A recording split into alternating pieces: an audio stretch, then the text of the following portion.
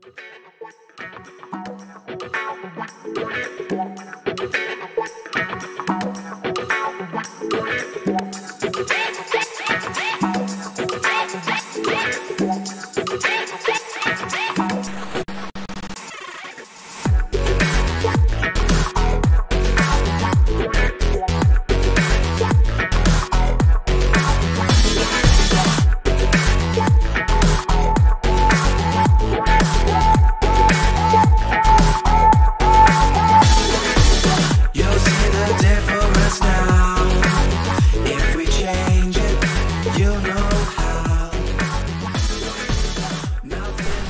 up, mate? Assalamualaikum warahmatullahi wabarakatuh. Welcome back with me, Bill. So, ini long time ya kita nggak buat Ideal Talk, dan sekalinya ya Ideal Talk kita dengan suasana yang berbeda. Biasanya kita di dalam ruangan. Kali ini karena tema yang akan kita talk atau kita obrolin bareng bintang tamu kita kali ini adalah tentang alam. Jadi ya kita di luar ya, biar lebih gitu loh. Oke, sekarang di sebelah aku udah ada Pak Jeffrey Yohanes Makalegi ST, selaku Ketua DPW Partai Gelora ya. Jadi kostumnya biru nih, Gelora Indonesia. Biru langit ya. Biru langit ya. Jadi, dan kebetulan nih Pak, biru langit. Gila, ada baca tuh, ada artikel yang ada hashtag birukan langit, birukan bumi. Hijaukan, sorry, salah ternyata. Hijaukan bumi ya. Iya. Oh iya, birukan salah. langit. Dan kalau kalian lihat di sini kelihatan nggak? Kalau di kamera kelihatan ya? Oke. Di sini ada Gelora tanam 10 juta pohon. Pohon kita, oksigen kita, pohon. 10 juta Pak. 10 juta se-Indonesia. Se-Indonesia. Dipersembahkan oleh Gelora buat bumi gitu. Oke. Jadi buat teman-teman yang nggak tahu ya, seharusnya kalian tahu sih. Masa kalian nggak tahu gitu? Hari ini tanggal 28 November itu adalah Hari Tanam Pohon, ya kan Pak? Iya, Hari Tanam Pohon Hari Nasional. Tanam Pohon. Nah, ngomong-ngomong nih, kenapa Partai Gelora ini justru kan sekarang isu yang dibahas, bahkan ini sangat-sangat tidak apa ya maksudnya, bahkan di kalangan muda sendiri mungkin jarang sekali untuk dibahas. Hari tanam pohon nih, yuk tanam pohon yuk gitu. Iya. Jadi kenapa Gelora mengambil tema ini? Iya. Jadi selama ini kan kalau kita melihat masyarakat ini pola berpikir sangat sederhana, gitu ya. Tidak diajarkan tentang hal-hal yang cukup kompleks yang menyangkut kehidupan yang lebih panjang, gitu ya. Termasuk terhadap isu tentang climate change. Bagaimana kemudian perubahan iklim itu sangat berpengaruhi kepada kehidupan mereka di masa yang akan datang, gitu kan? Artinya apa? Bahwa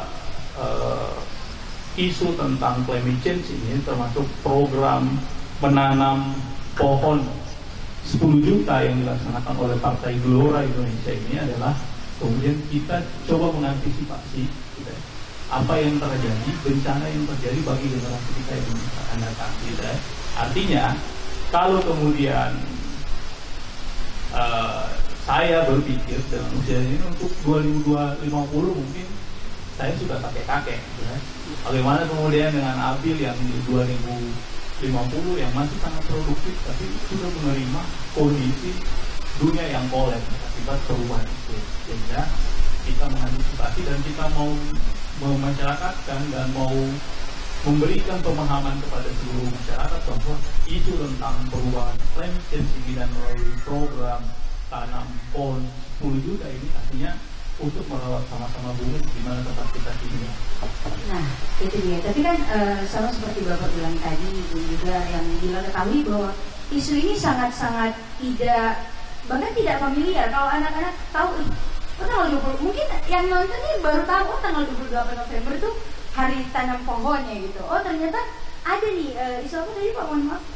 Climate change itu yang iklim ini akan berubah sangat pesat dan itu berdampak kepada kita generasi muda tentunya. Kalau mungkin di usia Bapak atau orang-orang yang sudah lebih tua dari kita, ya, itu mungkin kalau di tahun nanti yang tahun yang akan datang 2050 itu mungkin memang sudah apa ya, sudah tidak masa produktif. Tapi untuk kita Pak, anak-anak muda yang justru di tahun itu kita akan masa produktif, itu akan terkena dampak ini. Tapi justru anak-anak muda sekarang itu minim sekali kepeduliannya tentang hal ini.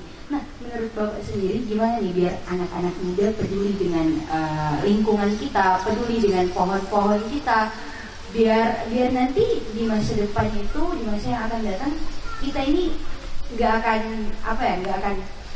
tiba-tiba, kok tiba-tiba gini, gue nggak tahu apa-apa nih loh. Kaget. Iya, jadi kaget atau apa.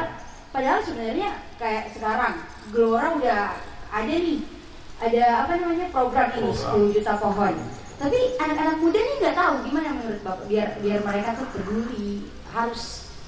Kita tuh harus berikan apa ke mereka, atau kita harus gimana biar anak-anak muda peduli? Iya, jadi ini kan sangat luar biasa. Ini saya diwawancara oleh milenial ya. Enggak, kalau kita sebenarnya Gen Z, Pak. Gen Z ya, di bawahnya lagi ya. Iya, kalau Gen Z itu kan dari tahun berapa gitu. Istilahnya lebih nggak peduli lagi dengan isu-isu seperti ini. Ya, kebanyakan teman-teman yang kebanyakan. Jadi seperti yang saya katakan tadi, masyarakat ini pola pikirnya sangat sederhana, gitu kan. Cukup berhubungan dengan happy, gitu kan. Padahal tingkat kecemasan masyarakat, khususnya masyarakat baru, gitu kan, milenial, Gen Z dan lain-lain, ini akan menghadapi sebuah ancaman, gitu ya, krisis iklim terhadap mereka di masa yang akan datang. Makanya kita sebagai sebuah gerakan politik dan sebagai sebuah partai politik, yaitu Partai Gelora Indonesia, ini sangat serius dengan isu climate change dan membuat sebuah gerakan yang pada momentum 28 November ini, kita momentum tanam pohon nasional, kita membuat sebuah gerakan 10 juta pohon, gitu. 10 juta pohon yang diharapkan pada 2024 nanti kita bisa mencapai 10 juta. Sulawesi Utara sendiri kan berupaya untuk menanam sekitar 200 sampai 300 ribu pohon. Ini cukup bertahap ya? Iya, sebenarnya. Yang paling penting adalah bagaimana kemudian kita membuat sebuah narasi digital, gitu kan. Dengan menggunakan narasi digital, dengan memanfaatkan narasi itu, kita memberikan pemahaman kepada masyarakat milenial, Gen Z atau bahkan di bawahnya bahwa ini punya efek loh di masa akan datang. Seperti yang saya katakan tadi, sering saya komunikasikan dengan teman, ini adalah sebuah perang semesta, gitu kan, yang melibatkan, yang akan membawa semua kerugian buat manusia, hewan, tumbuhan, bahkan semua yang ada di muka bumi ini bisa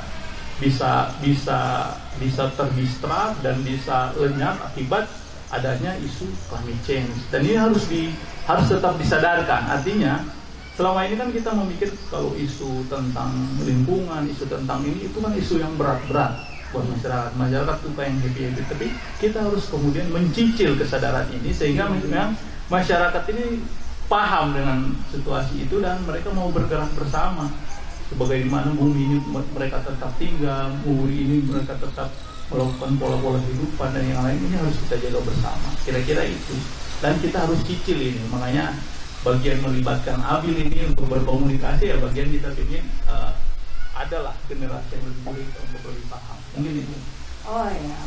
Jadi ini memang sangat penting ya Pak. Iya. Sangat penting. Justru teman-teman, jadi bisa dari yang Pak Jeffrey tadi jelaskan, justru isu-isu yang memang berat, yang besar itu emang berat mungkin buat kita yang generasi Z yang sekarang taunya gadget, scroll TikTok 24 jam dan lain sebagainya. Tapi justru harus dicicil. Itu dia poinnya, harus dicicil karena untuk ke tahun 2050 sendiri masih panjang, perjalanan kita masih panjang. Tapi ya itu, walaupun berat untuk kita harus dicicil karena kalau nggak dicicil dampaknya akan sangat. Karena yang paling penting adalah perubahan mindset. Iya, mindset. Jadi kalau cara berpikir sudah berubah, bagaimana pentingnya memelihara lingkungan dan bagaimana pentingnya kehidupan kita yang akan datang, saya pikir semua akan melakukan hal yang sama, gitu.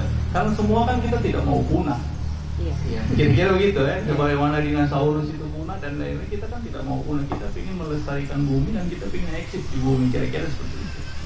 Nah, kalau menurut Bapak sendiri, kalau buat generasi muda nih, yang mungkin nggak bisa ikut program Partai Gelora karena mereka mungkin bukan partai atau apa, mereka nggak begitu. Kira-kira apa yang bisa dilakukan oleh generasi muda untuk ikut juga kayak ini kan 10 juta pohon ini, untuk ikut berkontribusi lah untuk mencegah, atau bukan mencegah tapi lebih mempersiapkan diri mereka untuk masa yang akan datang itu. Iya. Jadi menurut saya yang paling penting adalah bagaimana kemudian anak-anak ini sejak dini dilibatkan dalam aktivitas alam, gitu ya. Bagaimana penting perannya alam, bagaimana penting kehidupan mereka ketika terjadi sesuatu dengan alam. Intinya ketika terjadi penyimpangan terhadap sebuah sistem dalam tata kelola dunia, akan terjadi konsekuensi yang lain. Misalnya begini, kita membiasakan anak-anak naik gunung, gitu kan.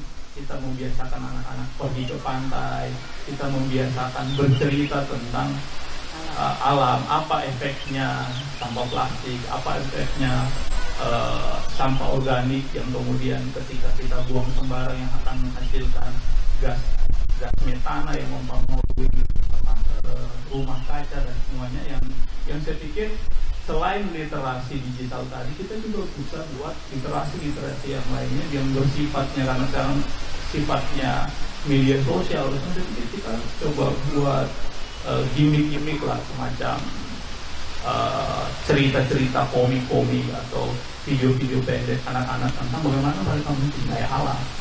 Nah, ini kan bagian narasi yang kemudian cukup kita cicil untuk sehingga anak-anak terbiasa berpikir dalam hal-hal yang kompleks sebenarnya. Kalau dibilang rumit juga kan itu relatif, tapi kalau kompleks artinya bagaimana dibuat cerita-cerita yang mereka senangi, gitu ya, yang menjurus kepada proses penyelamatan alam. Kira-kira begitu.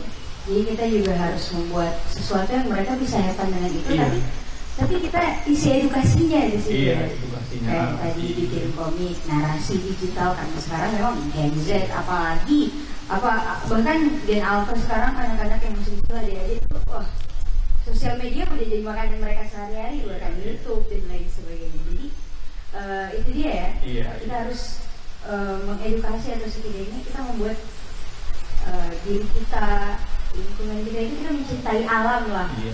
Kita bisa sadar dengan sadar itu. Karena kan jadi kita coba anak-anak mungkin di bawah Gen Z ya. Itu ya kita biasakan dengan hal-hal yang berhubungan dengan alam. Kita biasakan bagaimana bisa survive dalam kehidupan, kita mengenal tantangan alam dan mereka, sehingga mereka mencintai bumi, gitu kan. Nah, jadi hal-hal seperti itu kita akan lakukan, terutama misalnya Gen Z seperti Nabil, misalnya kita buat sebuah narasi-narasi digital lah, konten-konten yang selama ini kan dianggap tidak menarik, gitu kan. Saya pikir kalau anak-anak muda terlibat dengan segala kreativitasnya, itu bisa dibuat lebih menarik, dan ini menjadi tugas kita bersama bagi kita yang hidup di generasi Z dan Y. Kita memfasilitasi lah, mendorong anak-anak kemudian untuk bisa tumbuh dan kreatif, untuk sama-sama membicarakan alam ini sebagai tempat hidup kita bersama, untuk kemudian kita tinggal senyaman mungkin, gitu ya. Jangan sampai kita migrasi ke Mars sebagaimana yang diciptakan oleh Elon Musk, gitu kan.